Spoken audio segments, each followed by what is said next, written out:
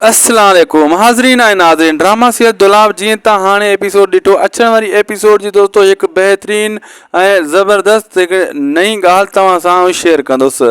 शाहनवाज़ ख़ान खे जॾहिं ही ख़बर पइजी चुकी आहे त मंसूर ख़ान ॿिन्हिनि धुरनि खे खीर खंड करण जे चकर में हेतिरा क़दम खयां ऐं फ़ोटू मोकिलियईं, फ़ोटू बि हिन ॾिठा ऐं हाणे शाहनवाज़ ख़ान जे अंदर में जेका बाहि आहे न उन ख़बर आहे।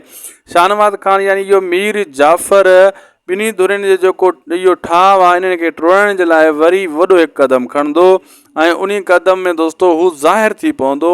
पहिरियां त हू कामयाबु थींदो, ख़ासि करे सोडल जे कुल्हे ते बि हू हथु रखी सघे थो ऐं अहिड़े हिसाब सां अॻिते तूं पहिरियां कामयाबु थींदो, बाद में शाहनवाज़ ख़ान जो बुरो असरु थींदो ऐं अहिड़े हिसाब सां ड्रामे जे एंड जी तरफ़ पोइ ड्रामो हली पवंदो। ड्रामे जी एंड जी तरफ़ तव्हांखे अॻे ई ॿुधाए छॾियऊं हिन जो त 100 एपिसोड हिन जी सम्झ आख़िरी एपिसोड आहे ऐं बहरहाल उहा तव्हांखे अपडेट मां अॻे ॾेई चुको आहियां दुलाब जी।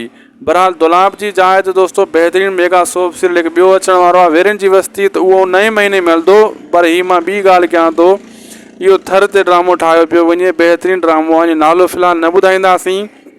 राबेल बि न आहे, वीरन जी वस्ती बि न आहे, हीउ ॿियो हिकु मेगा सोप सीरियल आहे। इहो बि सिंध टीवी वारनि जो आहे। इहा ख़ुशख़बरी तव्हांजे लाइ तमामु जल्द वरी आणींदासीं तफ़सील सां।